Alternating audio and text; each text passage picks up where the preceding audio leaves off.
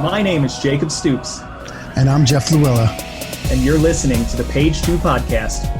This is our podcast about the people of the SEO industry.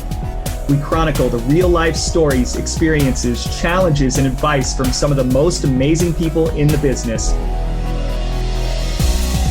In this episode, we chat with Jason White, Director of SEO at PMG, a digital marketing agency based in Fort Worth, Texas, but with offices in Austin, Dallas, New York, and London.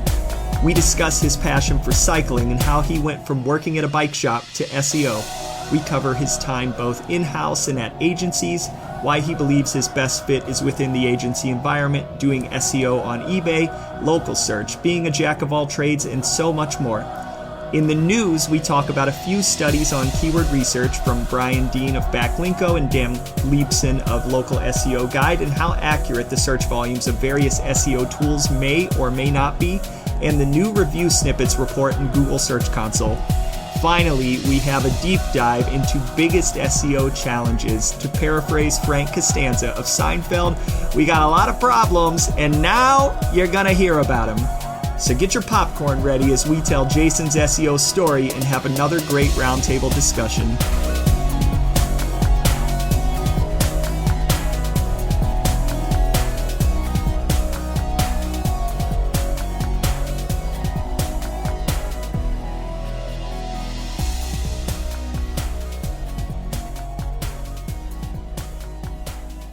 Hey everybody, this is Jacob Stoops, and we are here with episode 41 of the Page 2 podcast. And once again, my co-host is here, Mr. Jeff Luella. Jeff, how's it going? Hey, it's going good. How's it going with you? You know the answer to that. It's going quite well. Amazing. Another fun day living in Ohio, and the temperature outside today is a balmy high of 28, which is the coldest day we've had in about a year, which for you southern folks, you don't know much about that, although Jeff, you're from Philly, right? So you know yeah, so it's all, but down here in Atlanta now, it's a balmy 51. You know, we did hit the 30s last night, so but it's back up. Canceled all the school. We had 2 inches of snow, which melted by noon, so the kids were upset. So the funny thing about this is I led this on the path, and I feel like the weather is like the, like the worst bastion of small talk. And here we're really talking about the weather, so making small talk, bad small talk. Anyways, so let's get moving. So we have a guest. We have a guest once again, and that guest's name is Mr. Jason White. Jason, how's it going? Good morning. Good morning. It was a balmy 28 degrees here in Fort Worth, Texas this morning. So wait, wow. 28 degrees in Fort Worth, Texas? Yeah. We my wife and I just got some fruit trees, and we planted them in pots, and I had to bring them all in last night. Oh yeah. You got to cover that up. No frost. Exactly. I have a lemon tree that I've been keeping in the garage with like a light over top of it. Is that what you use to make your famous Luella cello, limoncello? No, that is the goal, that I'll be making my own lemons for limoncello. So, but now I use Costco. We should sell Jeff's limoncello on our site. What do you think? Oh yeah. The audience. I would just need a federal license to be able to sell it, but the better question is, what percentage of our audience not only drinks actively but drinks while they're listening to us talk about SEO? Well, one right here. There you go. Jeff, it's like 11 a.m. A break. So noon somewhere. One thing we were talking about. So, Jason, you're director of SEO at PMG, correct? Correct. I got the title right. Look, we do our homework. One thing we were talking about before the episode that I thought was funny before we jumped on was Jason's Twitter picture and the actual video feed of him. It actually took me by surprise because he has a very fine mustache. And I thought that would be really funny to bring up because it's a really awesome mustache. Jason, tell us about your mustache. Let's talk about that. I'm going to have to tweet out a picture or something now. It's been quite the trending topic in my life, or it's turned into an FAQ question. Really, everybody's just witnessing Jason with some self-discovery here in terms of facial hair and what I'm able to achieve. I don't really know where it's going yet. Movember was a learning experience for me. I got rid of it and found out my wife kind of appreciated it. So I grew it back and I'm having fun. Originally, I'm from upstate New York, and before moving to Texas, I lived in Florida for about 3 years. So when I got my Texas license, like I'm an actual Texan, and so I'm really embracing the persona. Yeah, pretty soon you're going to have to start wearing the cowboy boots and the 9-gallon hat, 10-gallon hat? It's the something gallon hat, the big hat. Yeah, my Georgia license. I have a giant beard, and I figured it just is my perception of Georgia when I moved down here was just like we're all going to say y'all, and y'all. I say y'all all the time now because I'm allowed to since I live in Georgia. But Atlanta is not the South. I don't think that's not the South that I was expecting. It is very Well, I mean, let's be real. Like if we're talking about facial hair, like your hair, it's just migrated from your head to the lower totally. part. I agree. Went south with the winter too. I have a little girl on my streets like, you're bald. And I'm like, listen, I got more hair on my face than you have all over. So that's Ooh, that got weird. Yeah. Oh yeah, true. I had to call that out. Yeah. So the funny thing about facial hair that we were talking about is Jason, I think you told us, I don't know if you just mentioned it or not, and I just completely blanked out, but I too have trouble growing facial hair, and I get that trouble from my dad. So I'm very envious of people like Jeff that can grow these full beards in probably I don't know how long it takes you to grow a full beard, but it's probably a significantly short time frame. And here I am like a month in, and I can barely grow like an 18-year-old looking goatee. And I'm very proud of my goatee, but I'm a 37-year-old man who I look like I'm a 14-year-old trying to grow any type of facial hair, and it just looks really, really bad. But now I'm at the point where if I shave it, it makes me look like I'm about 9. So I think for the rest of my life stuck in this really weird, awkward in between facial hair phase because it just grows in not very thick and way too patchy. And I personally blame my dad. It's all his fault. I got his genes. I think they sell like toupees for your face. My dad's opposite. Like he can grow facial hair like it's nobody's problem. Like he's always had like this massive handlebar mustache on his face and stuff. So it's always been awesome. Like my dream to be able to grow that. But like similar to like you, like I shave maybe once every 10 days, and like it's only because it's like looking really scraggly and you can see all the bare spots where it's not growing in. So I'm pretty into the mustache for right now. Yeah, and awesome. People like my father-in-law. I'm super envious of my father-in-law. He's very Italian, and I'm not trying to stereotype, but he's very Italian. His last name is Picciano. You have to say his last name while like using your hands. It's one of those very, very cool Italian names, and he's a very hairy man. So he has he doesn't have the same troubles that I have with respect to growing facial hair. And I've always known him to have a beard and a mustache, but I've heard many stories about the one time that he did try to shave off his beard and mustache and was completely berated by his wife, now my mother-in-law. So he's actually not allowed. So he's got completely different problems than I have in terms of if he ever wanted to take off his facial hair, he's not allowed because his wife told him. So how long do you think you have to, like how long in the growing cycle do you have before you're like stuck with it for life? Are you asking me? Yeah, like if I leave this thing on for a year, like is that it? Like I gotta have it for the next like 5 to 10 years? Or like do I refresh it every couple of months? I mean, honestly, it's probably whatever your wife tells you. Happy wife, happy life, right? Smart. You're a beard man. You know more about this than we do. Yeah. No, I've gone from goatee to beard to goatee to beard. It's tough when you're bald because it's like I got to fade up into baldness. So it's so the longer the beard, the more then you're like echoing on I do want to embrace my hillbilly nature that I'm down here now. So I grow it a little bit bigger. So Wow. Okay. Yeah. Jeff on here calling people hillbillies. I'm calling all Italian people. We're going to get in trouble. Anyway, so if you came here, you probably didn't come here to listen to us talk about the weather or talk about beards. You probably came here to listen to us talk about SEO. So let's talk SEO, guys.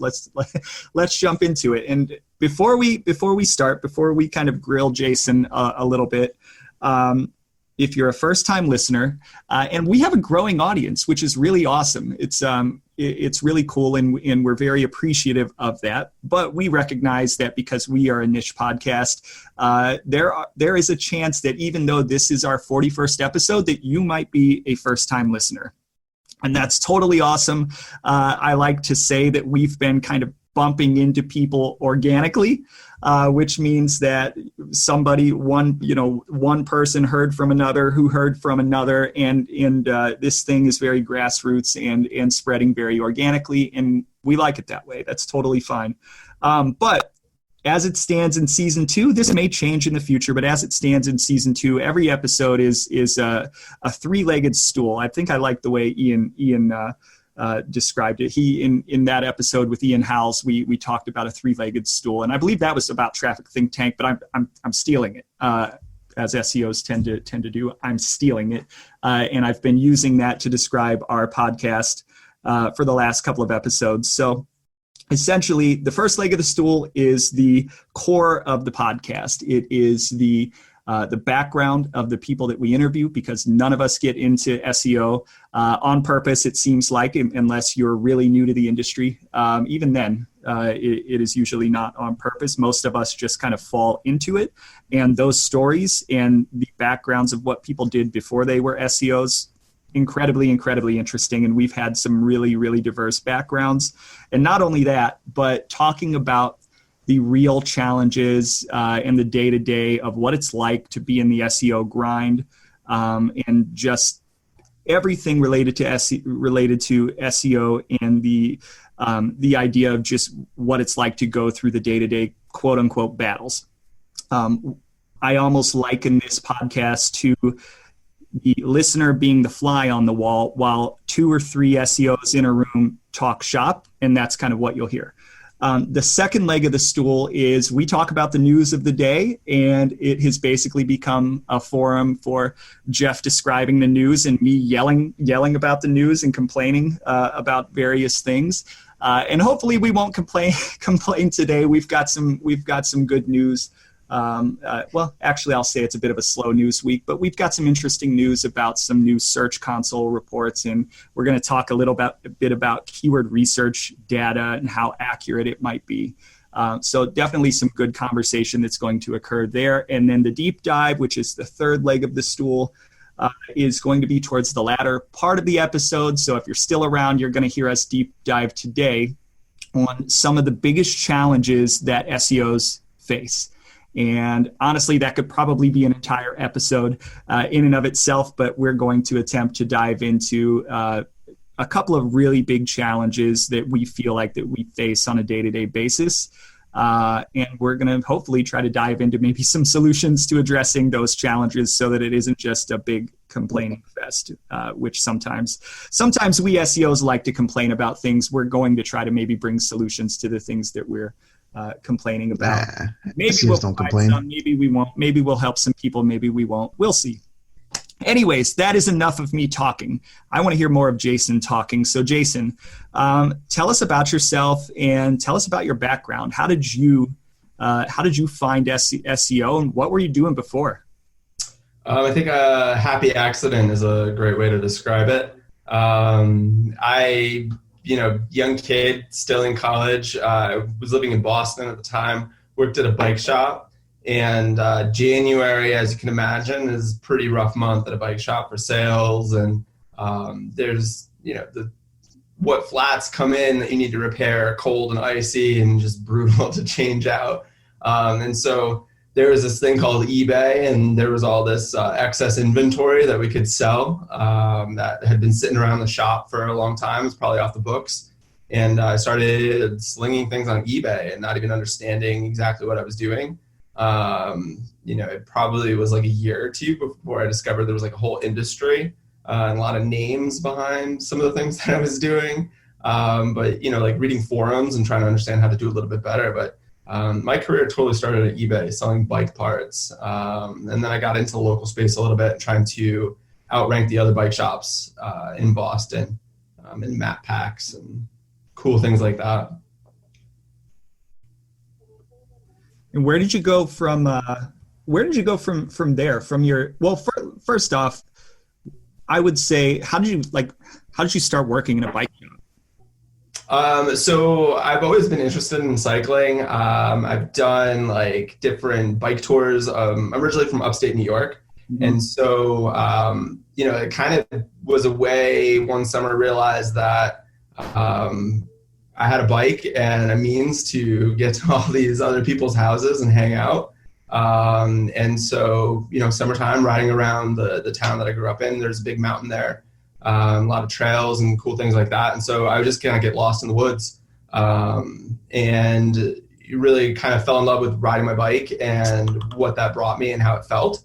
And I got into racing. I had a really good friend that was like, you know what, you should try racing. And so at like 15, I think, my mom brought me to my first mountain bike race, and I won by like 7 minutes. And so when you first, whatever, you like discover something new that you're good at, it's pretty easy to like fall into that. And so cycling and racing has always been a part of me. I was lucky enough to get recruited to go to a cycling team that was at a college in Nashville. And so I spent a year traveling around the Southeast and racing, sleeping out of a van again, doing all kinds of cool, dirty hippie things on a bike. And right before I went to Nashville, I met a girl, and she was pretty awesome. She had graduated college already. She was looking for a real job. She got the real job out in Boston. And so Nashville was kind of like an interesting place for me. I clearly remember like going to the grocery store and asking them where the hummus was. And they were like, "What's hummus?" And so like, that was like my first, like, I'm not in New York anymore kind of experience. So I had like a Saab 900. Like, I was a total Northeast stereotype. But so anyway, girl's really cool, and I chased her out to Boston. And I needed a job. I needed some way to pay rent, and working in a bike shop was a good place to go. You get the employee discount on parts, and could fuel the passion, and hopefully go pro and become Lance Armstrong and live the lifestyle. Yeah. So I have a friend. Well, I'll just say an acquaintance, because I went to high school with this person. We were on good terms, and he, as we've grown up, we haven't necessarily like stayed in touch, but I'm friends with him on Facebook, and he is way into the to the cycling game as well. And then to connect that to myself, my wife and I were looking for bikes this past summer, and there was a garage sale right around in our neighborhood, right around the corner. And my wife was driving to work one morning, the morning that people were setting up for the garage sale, and she saw that these that are not our direct neighbors, but people kind of in the neighborhood had put some really, really nice bikes out. And she said, "These bikes are really cheap, and they're basically like brand new. Like, Jake, go get them." So I went down there, and one of the bikes was a Mongoose, which I think is like a really good brand of cycling bike. So can you confirm, is a Mongoose a really good brand of cycling bike? Because what I will say, when I do try to ride it, it hurts my butt riding that, because the seat is different. So I don't know, like, what is a good cycling bike? I mean, a good cycling bike is any bike that you're going to ride. If it serves the purpose and the need of what you want. Okay. A Mongoose wouldn't be like my first pick, but if it gets you from point A to point B, who cares? I thought it looked cool. I thought growing up, Mongoose was like the thing you wanted to have. Well, at least when I was growing up. And then I think it became one of those brands that, got shipped to China and mass produced. But yeah, I mean, honestly, there's two companies that make 90% of the bikes in the world. So one brand to another is really just like, hey, it's that assembly line over there. Wow. They're all coming out of the same factories. There's big ones in Taiwan and there's a big one in China. And, I think like Trek and Specialized make some of their carbon bikes in-house. And I know Trek does it in Wisconsin, which I think is pretty cool. But other than that, like you're pretty much getting all the same stuff. The funny thing about it is here I'm reading my friend's Facebook and he's definitely moved on, but I saw him reference Mongoose a couple of times and then I'm like, oh man, I got this bike for like $25 and it's like brand new. Oh, what a deal. And now I come to find out it's a deal. It's a big win. Well, I mean, in the 90s, they did have a race team too. Yeah. So it was. Anyways, so what is it like to sling products on eBay? We have had previously somebody that does work on Amazon, and I do find it fascinating, the idea of not just optimizing for a search engine, but optimizing for search within a large site like that. So what is it like doing work on Amazon, and what did you learn as you were kind of discovering SEO at the same time? Well, I mean, like back in the day, it was really when Amazon was at its peak in popularity. I think they're kind of like a silent killer right now. Like people don't realize how big of a site and how popular it is right now. They count eBay out. But, back then I was doing like a lot of like hidden text. I was like adding all the keywords and then making them white so that like the listing was just like this ridiculously long, like white space. And they allowed you to do stuff like that. And so like, I didn't realize that some of this stuff was spammy. But it was still kind of wild, wild west days. Their algorithms were pretty early. They were naming them like Florida and Boston and weird things like that. So it was an interesting time to learn and to make mistakes. And I think that one of the best things that came out of it was understanding to optimize wherever there was a search box. To your point, you're optimizing to be found, have the listing found on Google search, which is something that's hard to do now. Back then you could get actual listings to rank pretty easily or pretty well. And then you're also trying to rank internally to their algorithms and to be found that way. So, like being able to play both sides of the equation, I thought was something that's really been impactful to my career. And just like understanding what's the goal, what are you trying to accomplish, what are you trying to do, and the multiple ways that you can get to that goal. So I guess for people that so do you still do work on eBay or even on Amazon? No, they actually kicked me off a couple of years ago. That's like Jeff's Wikipedia career. Yeah, I was kind of bitter about it. I haven't gone back. So it's interesting though, it has come full circle for me. I was able to interview there for a position that they had, which was like, holy cow. I kind of felt like the Yankees were calling me and they wanted me to put me on the roster. So like, I thought I really appreciated that because like literally like it cut my teeth in eBay. So to be able to interview there, I was just amazing opportunity. I was at a company that got bought by eBay. So then broken up, spit out into pieces. So yeah, that's like Jeff's interview at Google a few years back, and Jeff was like, "It's not Mountain View. I don't think I'm going to take it." They interviewed me, and I was like, "Oh my god, this is awesome!" And then at the end, like my whole goal was like, get me out to Mountain View, so I can like I just want to go there and like I don't know. And they're like, "Oh, this is for our Seattle office," and I'm like, "Seattle." Google's not in Seattle. It's like, and I think it wasn't like that drastic, but I think they heard my tone shift when I was like, "That's not Mountain View." Jeff wanted to be I looked up, and it was like an office complex. It looks like every other office complex, and I'm like, "That's not like where's the slides and the volleyball courts and all that stuff?" And the nap pods. Yeah, nap pods. This was just like an office building. Looks like my office building. So Jason, in looking at your bio, it looks like you've bounced back and forth between a couple of in-house roles, at least one in-house role and some agency roles. So can you talk about, and I'm looking specifically at like Dragon Search, it looks like you spent some time there. It looks like you spent some time with Hertz in-house, and right now you're at an agency. So can you talk a little bit about those experiences? Yeah, for sure. I've been in-house twice, and I've been agency side twice. And really, it started with this like patch company in Woodstock, New York, called Stadry Emblems, and it was like literally the stuff that firemen and policemen use on their uniforms. And so anybody could make patches. It was a really unique experience because I was the jack of all trades. I had to do email marketing. I had to do content marketing. I did social media. I did all of the paid management, and they had like a pretty sizable paid budget. And then I did SEO as well. And they had a number of brands that fell under this umbrella. And so there was way too much to do, but I became very good and efficient and understanding like what paid data I could use to inform my SEO strategy and vice versa.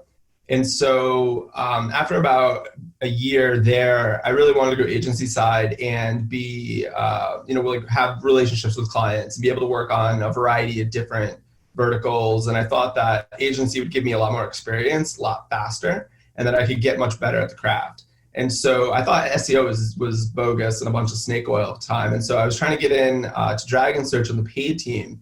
But the lead on the paid side wouldn't return my emails, wouldn't take me for an interview.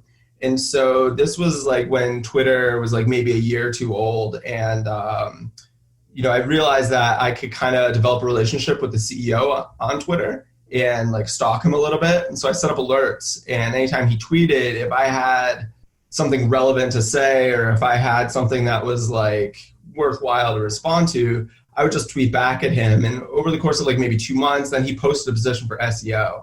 And at that point, like the paid guy wasn't listening to me. He really wanted to work at this agency.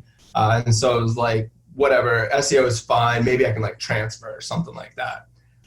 So I got in there. I thought I totally bombed the first half of the interview. And so I was feeling really down and bad about myself. So they put me in front of the CEO. And I started out by like apologizing, being like, hey man, I'm really sorry, like I messed this up. Like this is what I did. I was like stalking you on Twitter and it sounds a little creepy, but listen, like I just wanted to build a relationship. I really wanted to work here. And so he freaked out because nobody had ever done that before. And he literally like ran out the door and gave me an offer letter right on the spot. And so I started there and like quickly, I think within like the first month or two, got my first like client set. I was working like New York City real estate. I was doing something else with like shampoo that prevents your hair from turning green, which I didn't know was a thing at the time.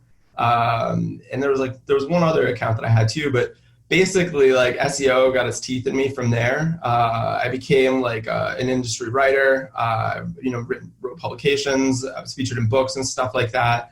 I was able to have some speaking engagements at NYU. And from all of that, I also got invited to SMX and started becoming more of an industry speaker.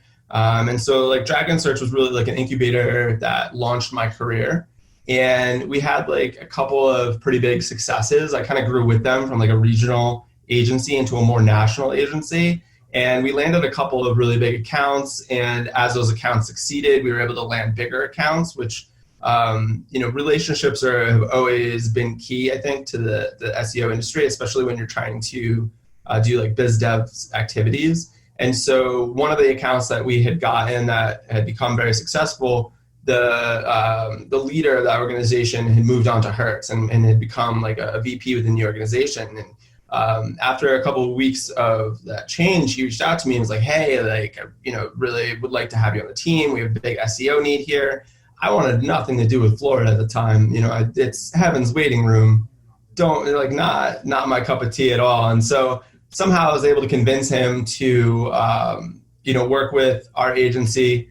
And he had indicated that they're going to go to a global firm. They're going to go to, one of the holding companies as they rebuild their program. And so I was kind of the stopgap with my boutique agency at Dragon Search. And I onboarded that global company. And he called me up again and was like, listen, this is the last time I'm going to ask, like, if you want the opportunity is yours.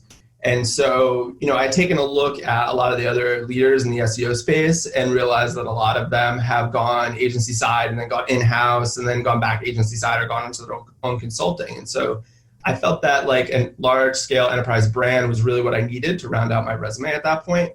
And I had already seen all the issues with the site, all the issues internally, having worked with them for about 6 months, and thought it was something that, I could jump in and affect and, kind of put another feather in my hat, so to speak. And so I ran global SEO for Hertz Dollar Thrifty, the car rental brands, and lived in Florida for about 3 years before jumping back agency side about a year ago. So car rental SEO, I just know the industry in general is insane.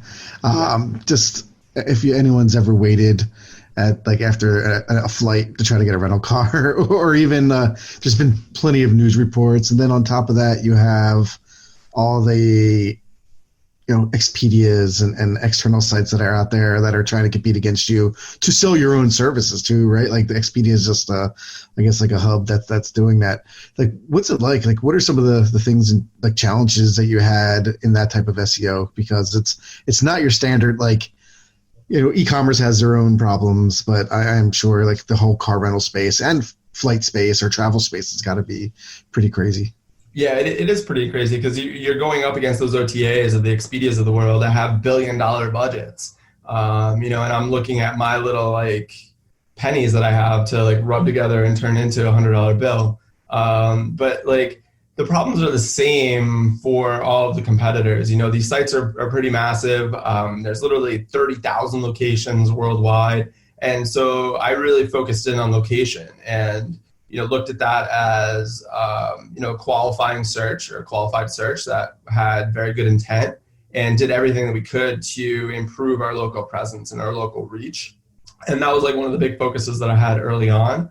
With a large scale brand like that, there's a lot of opinions. There's a lot of different desires and needs.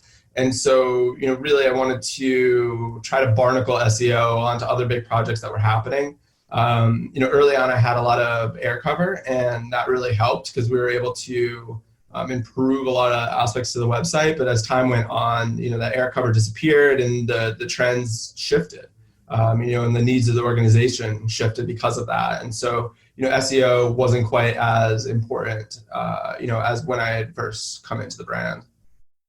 Yeah, I mean, I guess because there's so many ways to get to, Hertz and just to get to a car rental place, right? So I think there's, my opinion from the outside, not being in that industry, is lots of partnerships, with all those brands seems like a way to kind of get a lot of that traffic and business. I mean, and they have corporate partnerships where, they're giving preferred rentals and preferred cars to some of the big organizations in the world. And that's certainly one of the ways that comes in.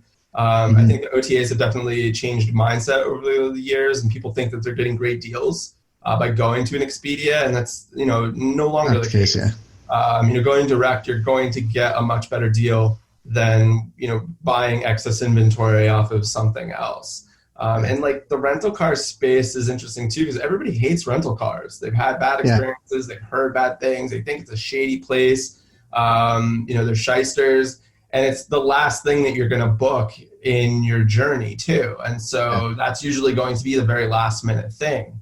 And we had some data points that showed that people are actually booking rentals while they're walking through the terminal of their destination, and they're trying to find who's the closest counter and what's the closest lot. And a lot of times loyalty is what drives who's going to get the most points. And I think that's true of a lot of corporate travelers. Myself included. One of the benefits of being able to travel is that I can get all these Marriott or Hilton points, and then I can take my family on a weekend trip or go on a vacation or something like that. Yeah. And that really is the benefit. And so with those frequent use cases, points are really really key here. Yeah. I went down a YouTube rabbit hole the other day, and which I often do because I don't watch regular TV anymore. It's pretty interesting.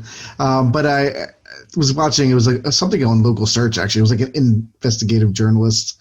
It was more about locksmiths and how they're it's a shiesty industry. And then it turned, the second half of the episode was all about local SEO and like how there was 10,000 locksmiths in Toronto and none of them were real and things like that. And I think the what next one on the list was all about car rentals, and it was a kind of like, cheapo car rental place that, you go, you think you're getting a great deal. And then I think it's kind of how you mentioned before, how SEO, there's like a lot of bad names in SEO, or like not getting into it and not knowing anything about it. You can read bad things about like black hat SEOs and things like that. And I think the car rental industry is the same. Like I usually go with a big brand like a Hertz or an Enterprise, because even if I'm paying a little bit more, I feel like the service is better and things like that. So I don't search for car rentals. I usually just go to like Enterprise or Hertz.com and search that. I might search between the two, like on the sites, to see which one has a better deal. Right. But it's the same time, like I'm not going to cheapo car rentals, because I feel like they're going to be the ones that are, there's this little scratch and things like that. So not that it has anything to do with SEO, but I feel that that's kind of how maybe a lot of travelers are checking and not using Expedia. So I have a question. So if you're working, and it doesn't necessarily have to be the car rental space, but imagine that you're working in a space that maybe doesn't have a great reputation, and you're battling against bigger brands who, for whatever reason, seem to have more trust just because they are a bigger brand and you're a smaller player. How do you make inroads with that kind of a situation?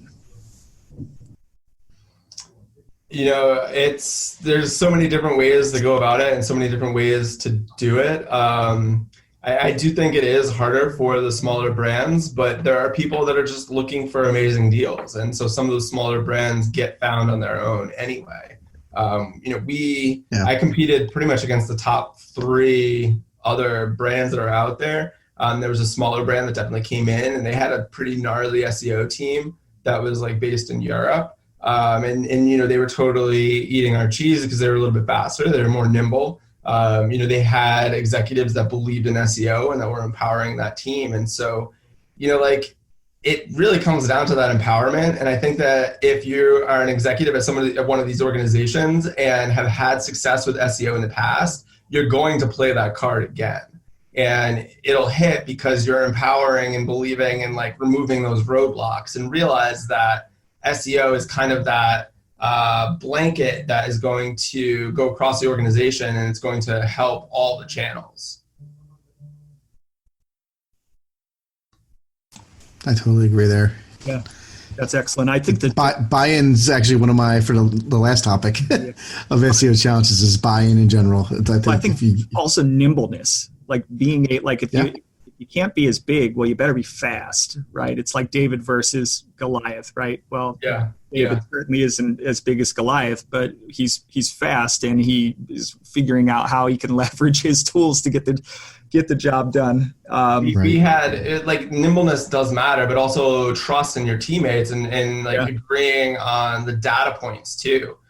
So we had made this change in how we were rendering our JavaScript, and Bingbot was not able to register that. And so I was looking at crawl logs, and I was looking at different reports and stuff like that, and being like, hey guys, there's a problem over here. Like something has changed, and we're going to be in trouble. And they were, no, don't worry about it. Don't worry about it.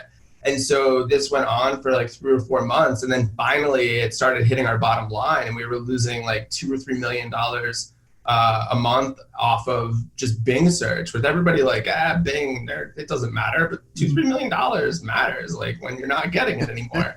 And so after hitting the warning bell for 3 months and being this is the data, and they finally, I had the CMO being what is going on here? And I had all the data, and nobody else had data, so I controlled the conversation. But we could have gotten ahead of an issue like that if we had trust in our partners. And I feel that when an organization gets to a certain size, everybody's protecting their number, and it doesn't matter what's happening over here until everybody's hair is on fire and Rome is burning. Yeah, that is, God, it's so true. I feel like I live that every day. And the bigger the organization, the more red tape and the more people you have to go through to get the story to the right person, who is the person who can make the decision that can trickle down to affect what actually needs to happen. And it's funny that you mentioned Bing. Bing is actually rarely mentioned on this podcast, although we did make fun of it 5 or 6 episodes back for their market share. But it's funny because on many sites, Bing doesn't represent a significant amount of traffic. But if you're working for a really, really big brand, maybe as a percentage, it's not representing a significant amount of traffic. But in terms of real sessions and revenue and things like that, that may still be significant instead of the total. So when you're making changes like moving to a JavaScript framework, like many businesses are, because it's very trendy, and if you go to different sites that like a Google Trends and look at searches for different forms of JavaScript, whether it's React or AngularJS, and look at the trend over the last 2 years, it's not just up and right, it's up and through the roof, and more people are moving to that.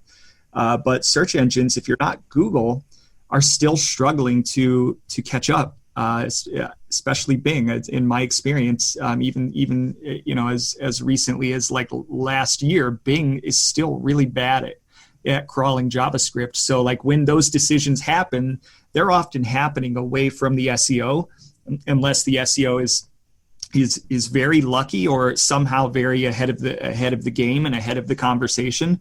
And those things can occur without involving the SEO, and they do have major implications. And again, that probably comes with bigger siloed organizations.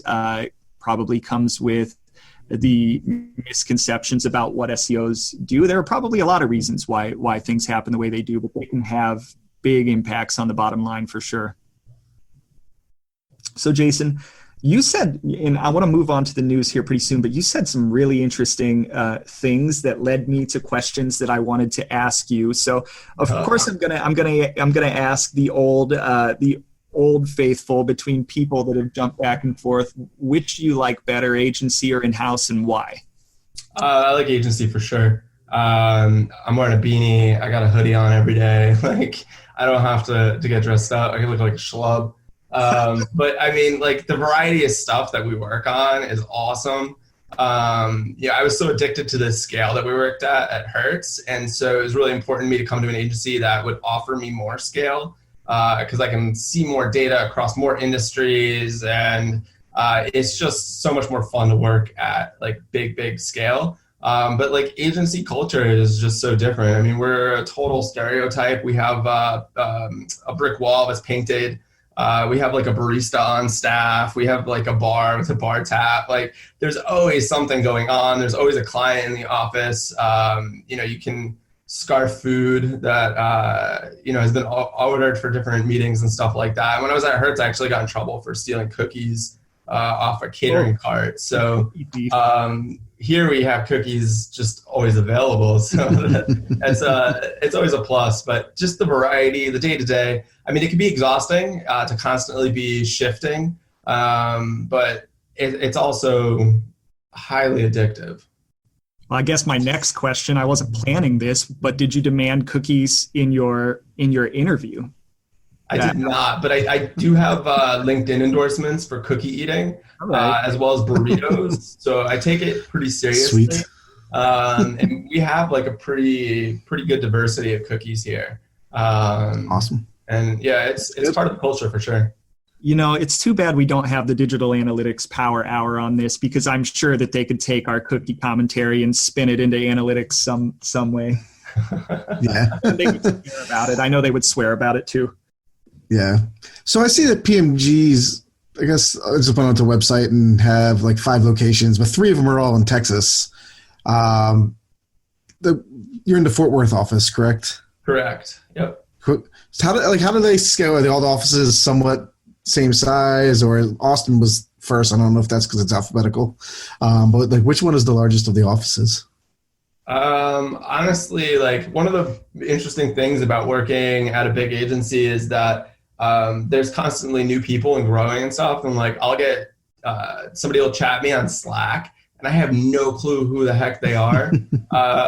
And so like, thank goodness we have resources with like headshots, and I can like look people up and understand where they sit and like reside and stuff like that. But it'd be pretty easy if you could like sneak in here and get yourself a computer and an email address. You could go like incognito and like steal information just because like nobody knows who you are and just assumes that like somebody else hired you.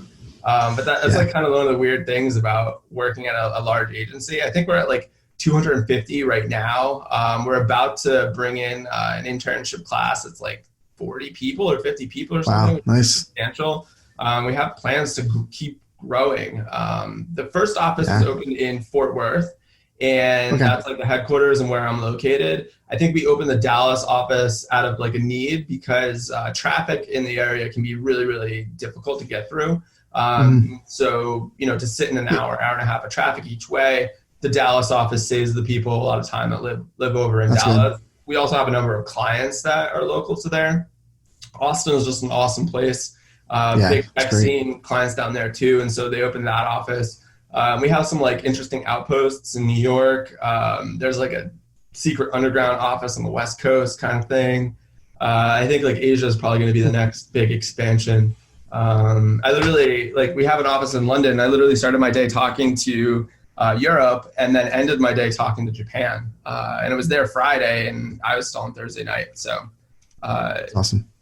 It's cool. Yeah. I have an Australian client, and it's always fun trying to get meeting times there. And it all depends on daylight savings time, because sometimes my afternoons are their mornings, which are great for, you know, though it might be 8 o'clock at night for me or 7 o'clock and 9 o'clock for them in the morning. But then other times my early morning is their afternoon. It's just crazy how like it all works. But and I love it because, you know, I'm a little older, but growing up, like I never thought of working internationally.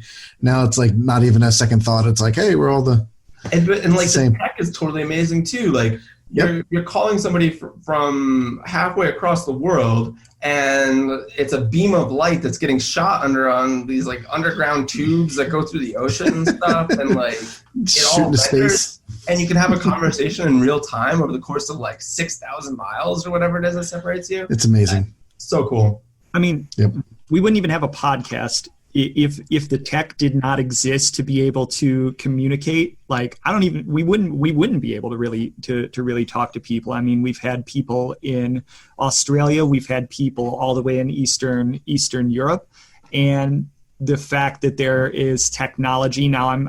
We use Zoom, so I have my complaints about Zoom, but honestly, for like what we're trying to do, it does a pretty damn good job. For the most part, 99% of the time. And you're right, it's freaking amazing that if you think about the fact that you're literally, like you said, shooting a light that goes under the ocean, and you're talking to somebody who's in a completely different, like the other side of the world.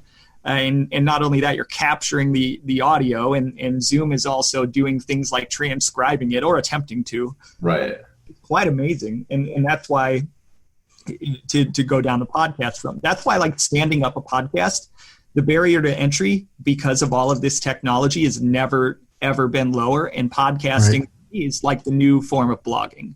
Like blogging still has its place, but it is becoming a little bit of an antiquated medium because podcasting is so damn easy to get your message out there. And not only that, like I've speculated that it's not going to be long before Google is crawling full podcast episodes like they do with things in YouTube, and that stuff's going to be getting indexed. Yeah. Right? So they'll call like this whole episode, and they'll index a portion of the episode. Like midway through the episode, we'll say something that lines up with something that somebody searches, and Google will probably figure out a way in other search engines to serve that up in search results. That's their job. So I'm sure they're working on it.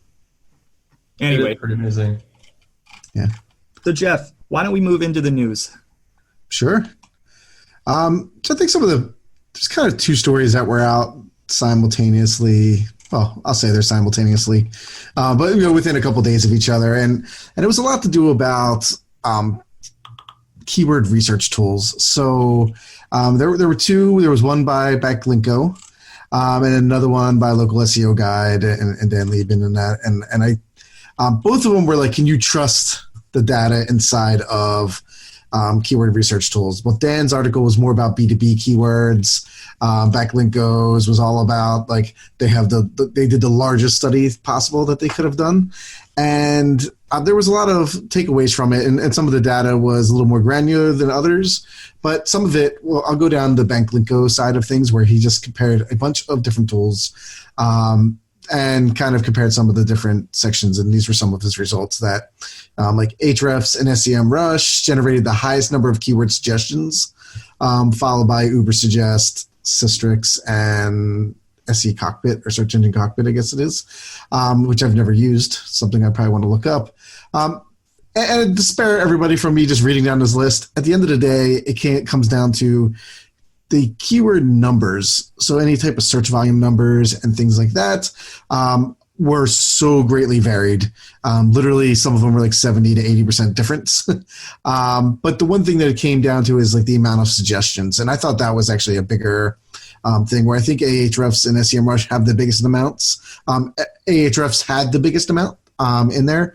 So just you put in some keywords, the suggestions that come out of it were bigger. And a lot of the tools, and this is one thing that Dan's came back, was a lot of the tools that say like there's zero search volume actually drive search volume for, real specific clients and drive conversions. So even though like in a global scale, it's really hard to track the number of search visits someone or search volume that someone might be doing, these keywords still matter and could still drive a lot of traffic. It would be great if we had some keyword tools or in our analytics that would tell us that these actually worked.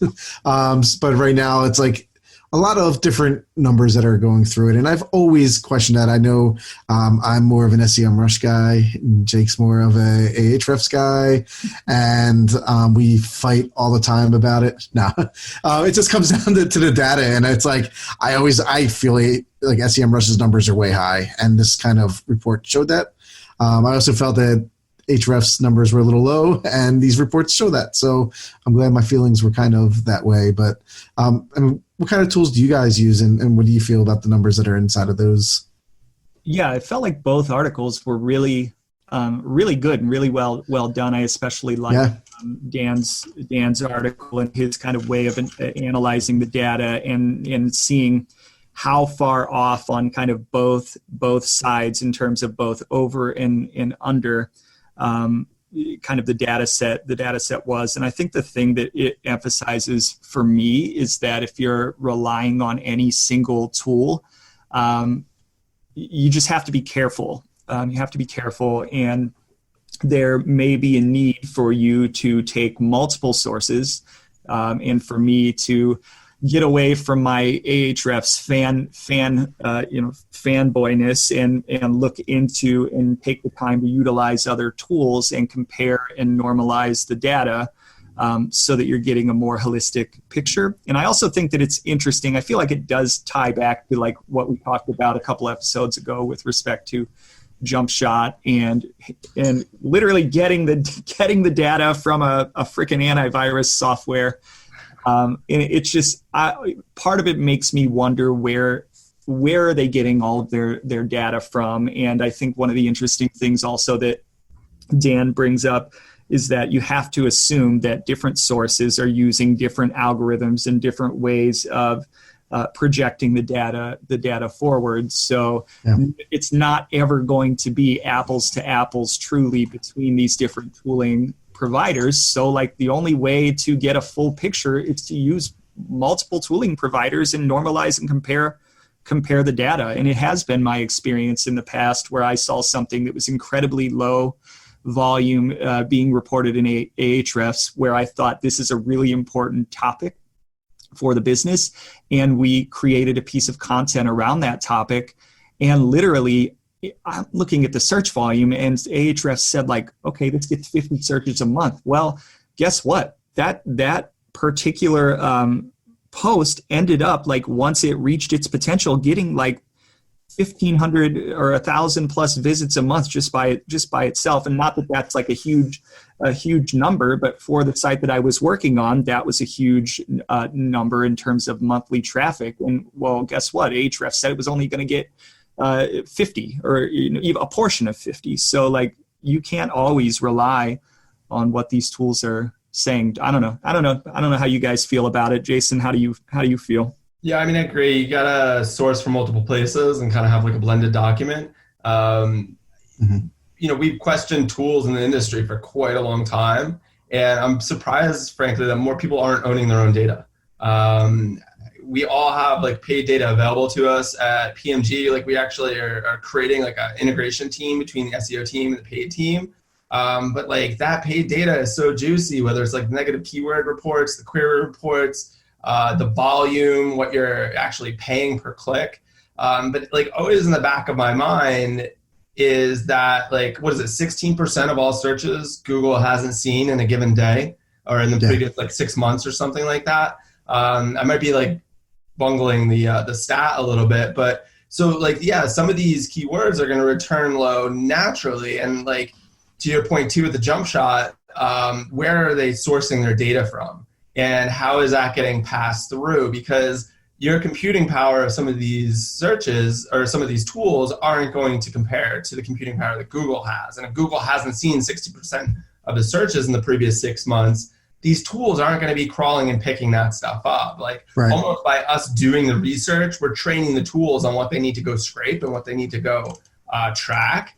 And I'll go so far as like taking some of that paid data, taking some of the keyword research data, I'll dump it in a tool like Stat, where I know that they're crawling and aggregating that data, and it'll give me some like actual baselines for a month or two or a week or two if I have it. But I think that like going back to the jump shot thing again, that's like a really big learning that like the tools that you use now are a reputation management issue, and the tools that you use could all be coming from the same sources. And it's really imperative that we know how all these tools are earning their data. And I've talked to Jump Shot, and the way that they described it to me was not how it all came out. So that was pretty interesting to me. The way that it all like shut down was pretty interesting as well. But like even in location space, I have a client that we just took on that their location data passes through 3 companies before it goes to Google. And so there's 3 companies that are white gloving this service. And like, what's the value in that? Like, how is the client benefiting? Is it a stringent process in each one of those handoffs, or is things getting dropped? So like where the rubber meets the road really does matter. And it might be incremental gains, but those incremental gains mean something over the long term.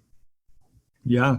Be skeptical, have a healthy amount of skepticism, double check and triple check your data, and do the things that are right for your clients, even if maybe the search volume isn't the highest, because that might be lowest in the funnel, and educate, because I think clients are also like, we're trained to, as SEOs, to look at search volume and to have that be like a guiding light, so to speak. And we then turn around and educate the clients to look at search volume. Well, maybe we need to change how we're educating clients to think about it, because they're also chasing search volume and money keywords and things of that nature. So I think if anything, this just leads me personally to just try to be a little bit more skeptical and aware of what might be going on with the data, for sure.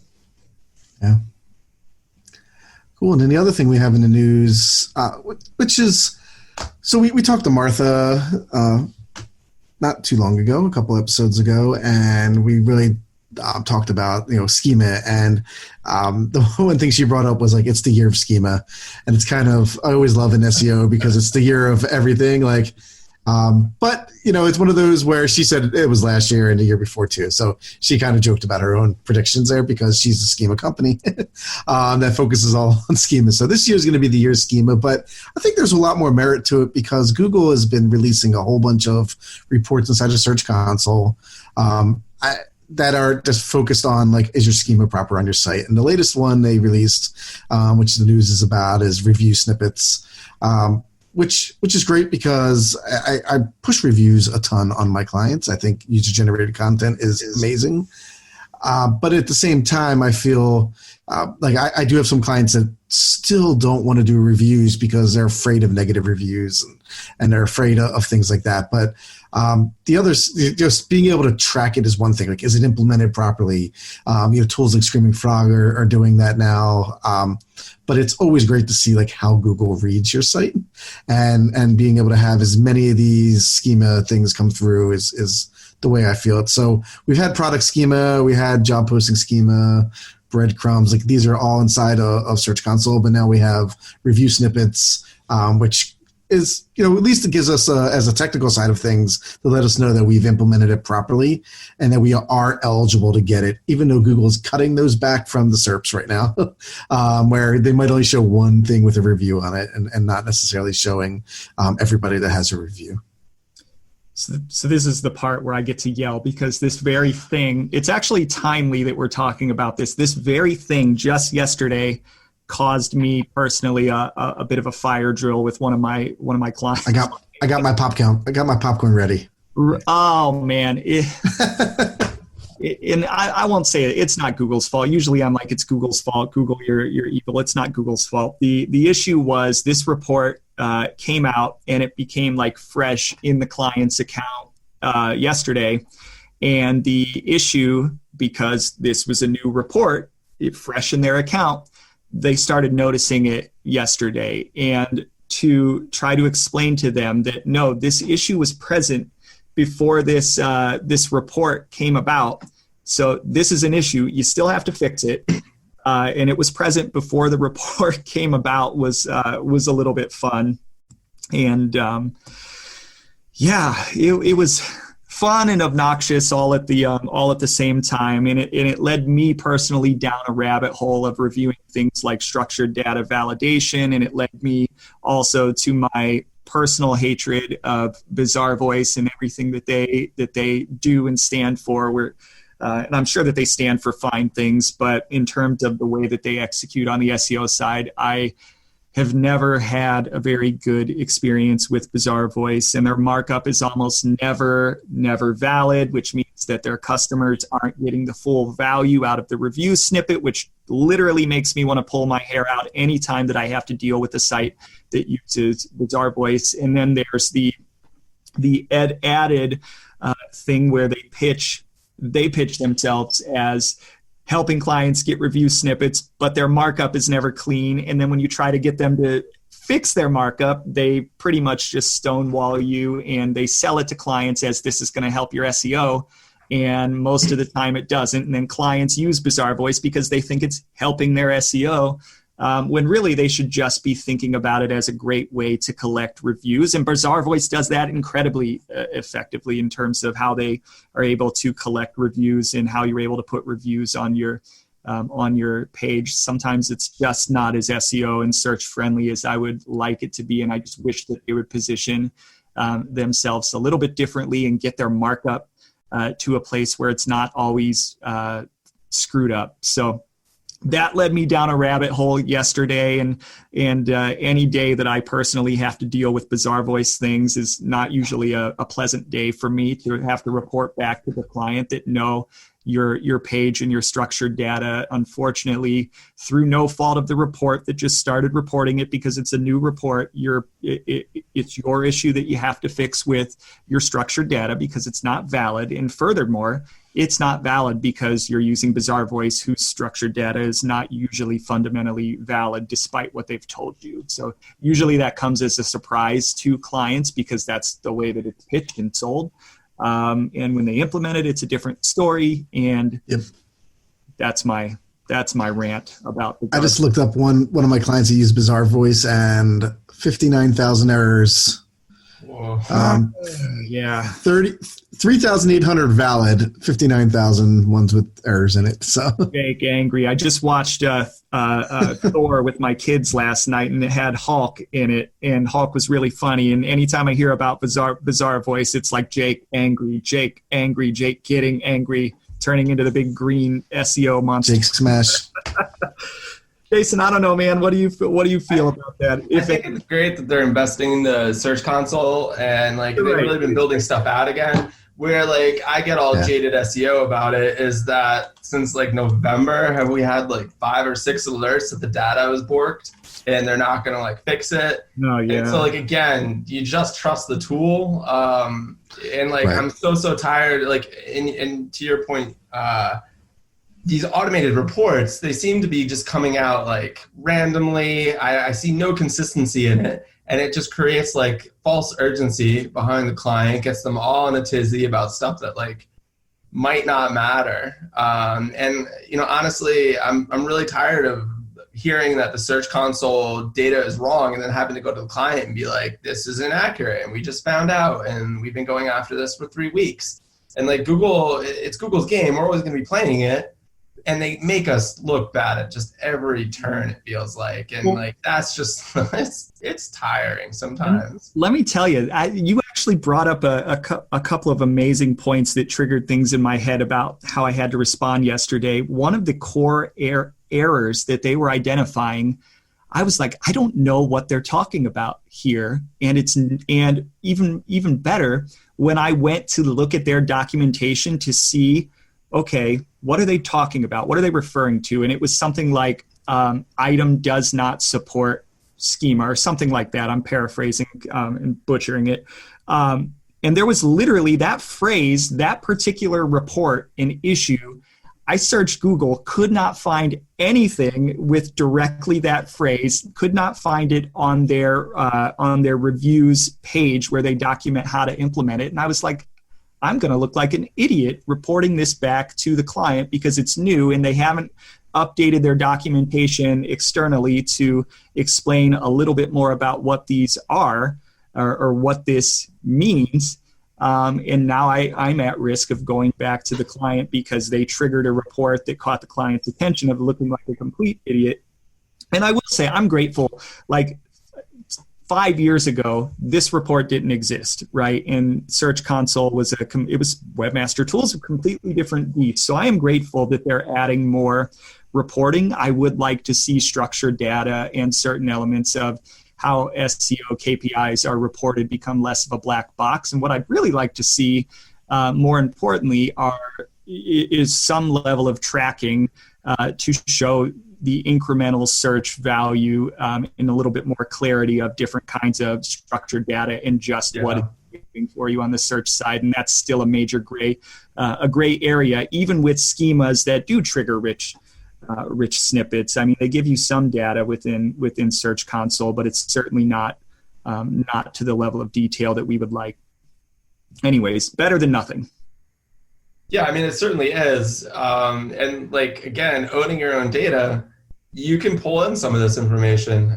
You know, if you know what's triggering and what's getting some of these rich snippets, you can certainly correlate traffic, increases in click-through rate. You got to blend 3 different tools together, but if that's what gets you a leg up and that's going to get you like 20% gain versus your competitor, why wouldn't you go after that? Yeah, absolutely.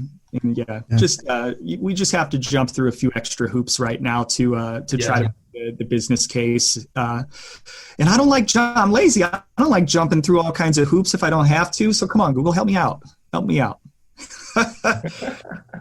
Jeff, is that all the time? Jeff, is that it with the news? It was a bit of a slow news.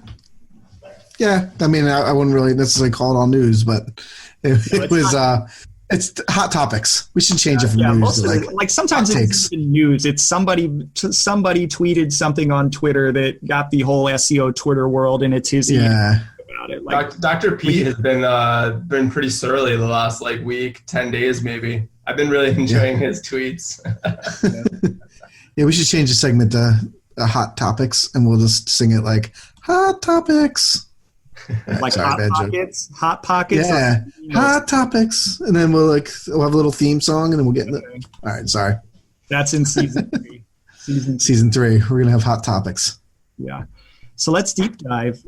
So biggest SEO challenges. We've already talked about a bunch of challenges already, man, and we like to talk about challenges here. And I think hopefully we can express kind of what our challenges and certainly our frustrations are with doing SEO day to day and just the grind.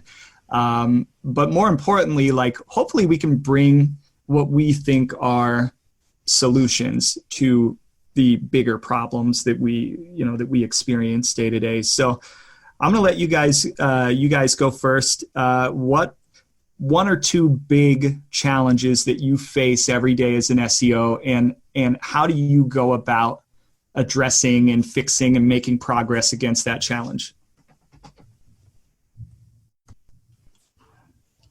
I'll jump. Go, Jason. Yeah, sure. I think like maybe kind of like a soft skill, but it is imperative to your success. Like in my role at PMG, I have to know 5 to 10 people on each brand that we work on. And so if we have 10, 15 brands in our portfolio at any given time, that quickly becomes over like 100 people that I have to know, build relationships with.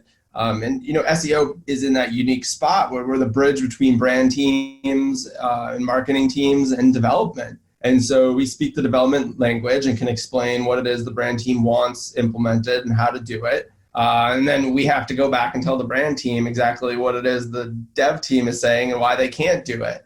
And so, we're that middle communicator. And, having those strong dev relationships are imperative. Having the strong brand side relationships are imperative. Not only when things are going well, but when things are going right, to have that trust that, Google changed our algorithm, or we're having issues with the rich snippets or something else, but we're going to fix it. We're going to get it done. And this is how we're going to get it done.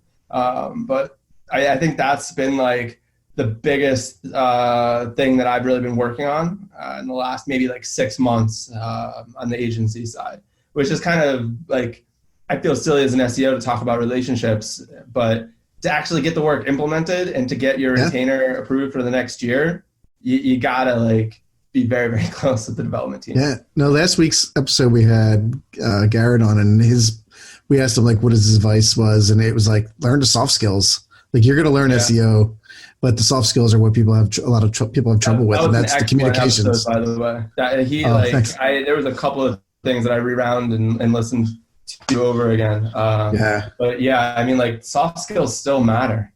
Yeah, I mean, coming from a developer world, where I came from, like most developers don't have soft skills. So that is something that I definitely had to learn when I went into the role of like anything that was client facing, and it's taken a while and still working on it all the time.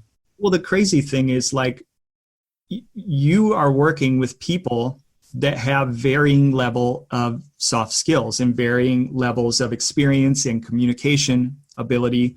And you as the SEO, you're on the hook for results.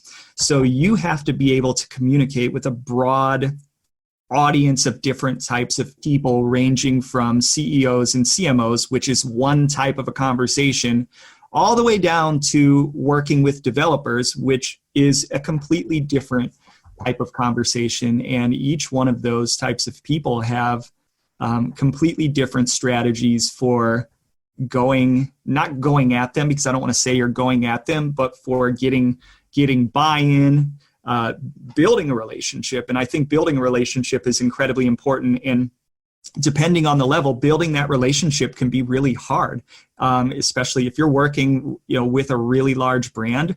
Building a relationship with the CEO, that's going to be really difficult because you're not going to get much access to that person. So you've got to make the most out of the access that you do get with various people within the organization and hope that they can level up information to the CEO or so on and so forth. Or if you're in-house and you're literally able to lean over the developer's shoulder, which I've had situations like that, and that's great. Well, you got to know how to relate to that person and talk to them and understand how to explain things, and even more importantly, get them to respect you, because especially with developers, like they're not going to help you out if they think you're an idiot, right? If they think about you what people traditionally think about SEOs, they're going to say, honestly, and I don't want to I know we drop swear words on this, so I'm trying to avoid it, but I'm not. But they're going to think you're a giant fuckwad, and they're going to say, "Fuck that guy. We're not implementing his stuff because he doesn't know what he's talking about." So you've got to earn their respect, and there are a lot of different ways to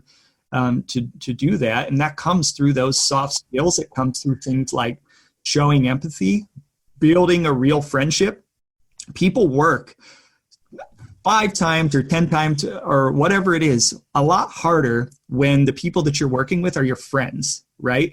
Than people that are just your colleagues or just somebody that's giving you an order or saying do this or do that. Like if you can really build, some sort of a relationship and a friendship with people, they're going to work a lot harder for you through those skills. So, yeah, and I believe a lot in Kaizen and like that theory of always trying to improve and get better, and like asking developers like for feedback can be super impactful. Like, did I deliver that document in an okay way? Like, how would you rather receive it? Did that meeting go okay? Like, how could I be representing you better? Or, like really making sure that you are asking them for feedback is a key component to developing that strong relationship and bond, and like going out of your way to highlight the good work that they're doing too, or how they're helping, and making sure that they're understanding the role and the success, making sure that they're included in that success.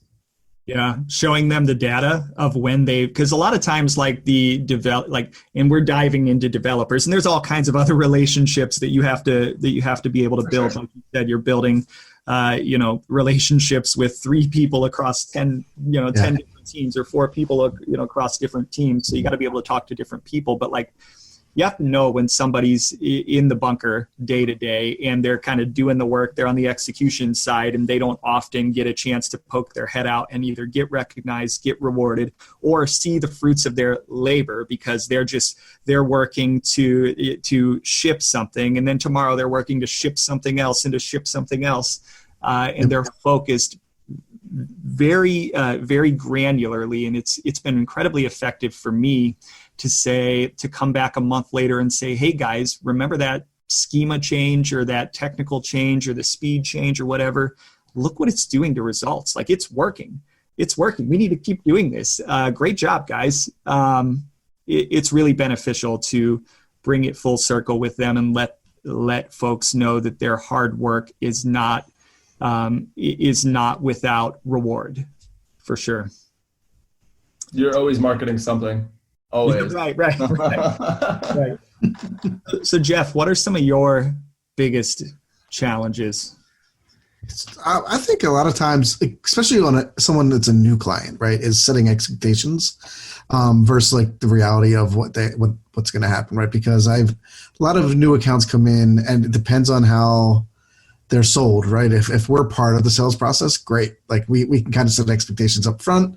I think as agencies get larger and bigger and cross-selling happens, sometimes like the teams don't have the same expectations set to, or if we crushed it in like paid search and then you bring SEO in and they're like, wow, we can fix this all in a month and a half. It's not what's really going to happen, right? So we want to be able to set the expectations, and like when we develop out our plan, a lot of the expectations, right? I think we sell SEO, and everyone, if you've done paid search, then it's like, okay, the paid search team runs back and does everything themselves, and next thing you know, you got more traffic.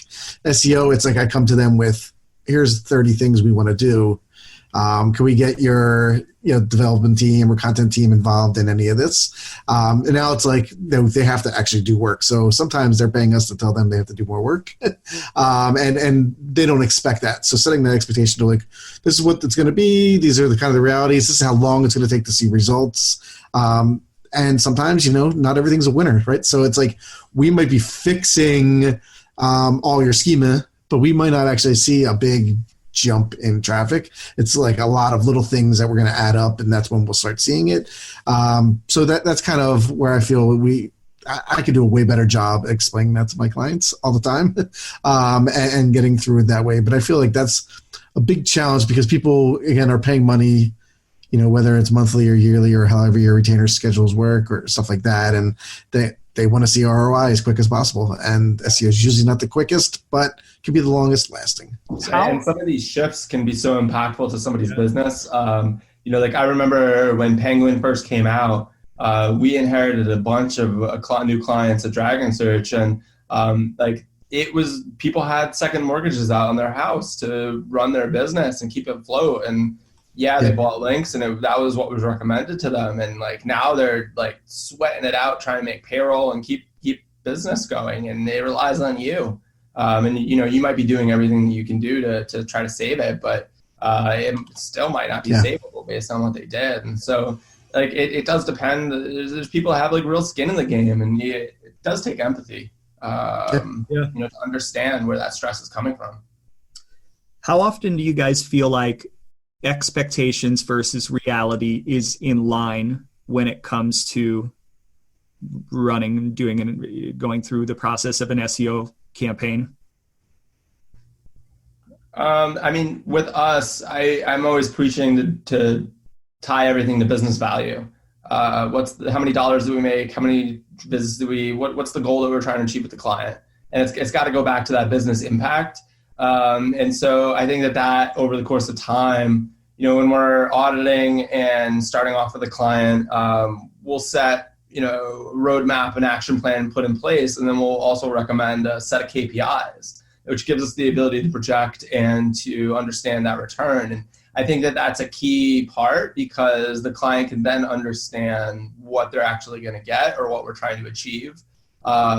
We run these things sometimes called bowlers, which like map out all the different metrics that we're chasing and show the mix, and gives us reach goals. And we might not always hit those reach goals, but it shows the client that we're trying. And when we do hit it, we look awesome. But tying it back to actual data and metrics, I think really enables you to control the dialogue and also set those expectations. So let me play devil's advocate. What do you do when you're working with a client whose data, and we work with clients who have really clean data and really clear ways of tracking things through their system, and we work with clients that have not figured that out and aren't close. What do you do when you've got a client that is pursuing SEO, but who's not close on the measurement side in terms of proving out value? So we also believe in progressions, and we want to identify where the client is in any given set. So if we're looking at like technical SEO, do they have basic data set up? Do we have Google Search Console in place? If we don't have Google Search Console in place, going right to server logs might not be the most impactful thing for them. And so, if you have basic tracking, I signed a new client that doesn't have conversion tracking put in place. And so it's part of that transparency and education. We're going to set some baselines. We're going to get the conversion tracking going. We'll get some event tracking going. And it's part of that story, but you're also leveling them up at each step of the way. And like I talked about cycling early on, I find like a lot of parallels between my competitive life and my SEO life. SEO life's as competitive as cycling, probably, if not more.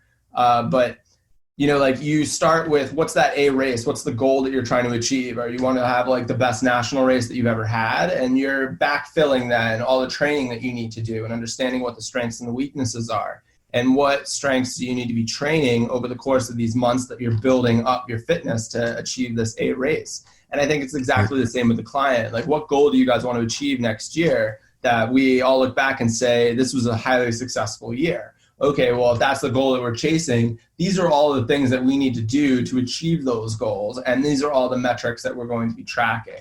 I think that you always have to start with a goal, and then you can inform them with all the big rocks that you're going to be dropping along the way.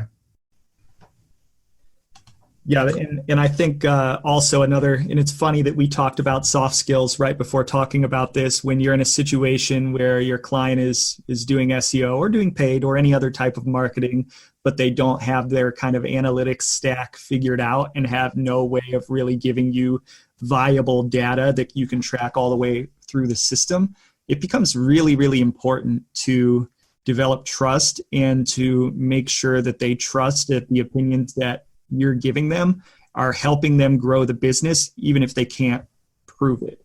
And that is an incredible skill.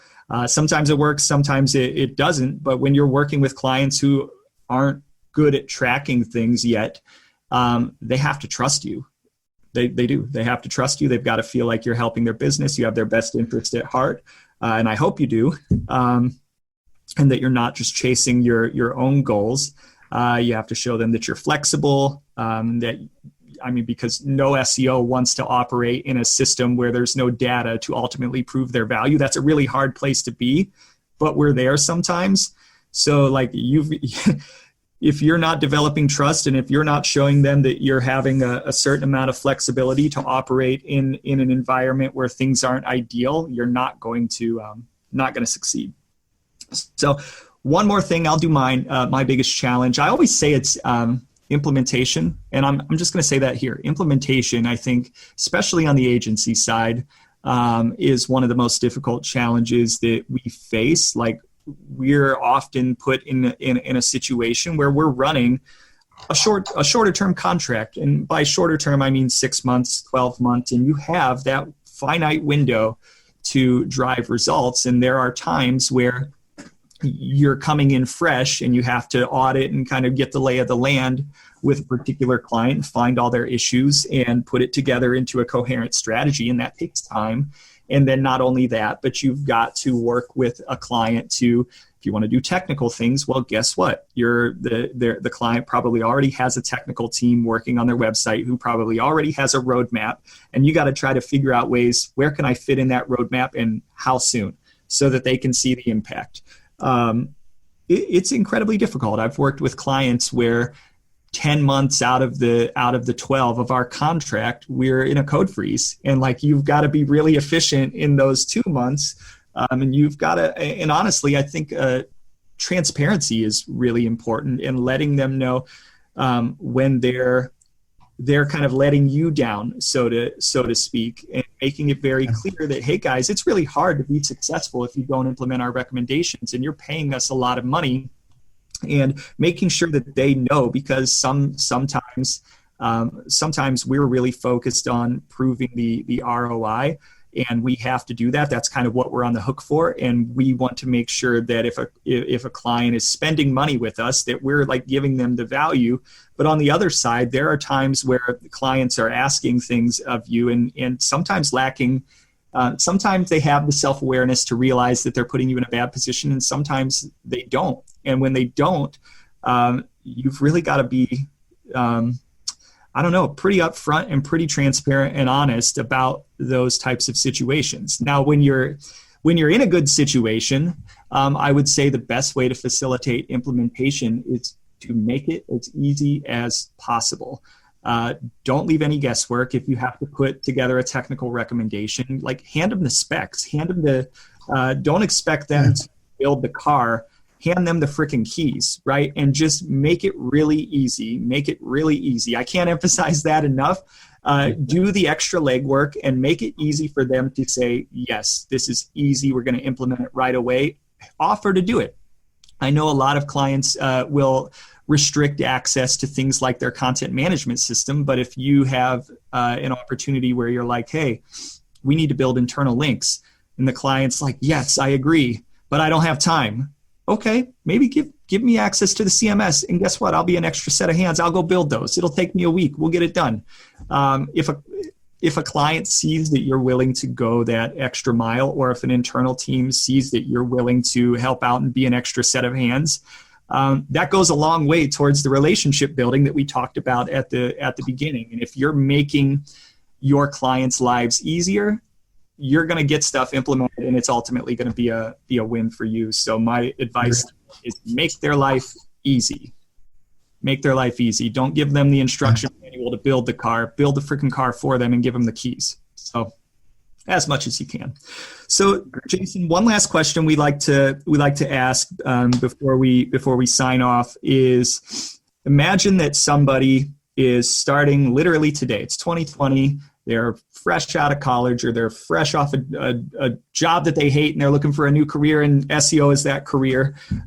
What advice would you give somebody who's starting in the industry literally today? Read all the things. I think that the hunger to learn is better than knowing how to actually do SEO. Like that ability to just consume content constantly and be inquisitive pays off more than anything else. Look at source code. You don't know what it says or don't understand it, start doing it. Don't put it off. Don't wait to build some of those skills. And it pays off in real life too. Over the holidays, I bought my wife these crazy Japanese knives, and they were like $1,300. But because I read the source code, I found where they commented out the discount code that got me these knives for $300. And Nice. they actually emailed me asking me how I got the discount. And so like I had to point it out. But like I read source code all the time because it saves me $1,000 occasionally. And so I think that like the ability to learn and wanting to be inquisitive and understand why something works or why something is the way that it is on a website, it pays off. And that's how you build your skill set more than anything else. Great advice. So Jason, where can people find you? I'm on Twitter, Sunray, Sonray, also LinkedIn. You can search for Jason White. There's a couple of us. I was a rodeo star for a short amount of time. I raced NASCAR. I won the Heisman when I went to Oklahoma State. I've also been a bassist in Green Bay. So I'm kind of like a difficult SEO to find, which is probably a bad thing. I was going to ask about Sunray. I was wondering if your dad's name was Ray maybe, but... No. So he actually started this business called Sunray Mobility Services, and I worked for him. So it was a bit of play on words. He named it that way because he was bringing sunshine into people's lives who were, disabled or stuck at home and stuff like that. And I didn't have a better idea when it was asking me for a username. And I've had it for so long that why am I going to change it? Sunray. Yeah, Sunray. Bringing sunshine into people's lives through Twitter. All right. Well, Jason, it was awesome to have you on. As always, an amazing conversation. And thanks so much. We appreciate it. I really appreciate being part of your story. I mean, like amazing guests so far. The next 10 that you have are incredible too. Yes. It's an honor to be here, and I really had a great time talking to you guys.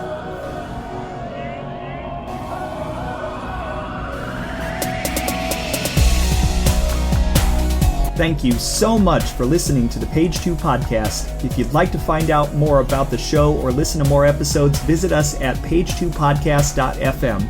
That's page, 2, podcast.fm.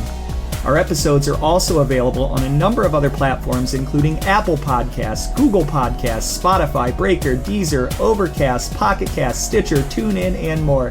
Additionally, you can also listen to our show on our new YouTube channel. If you'd like to become a sponsor or would like to be interviewed, get in touch with us at thepage2podcast@gmail.com. Until next time, happy optimizing.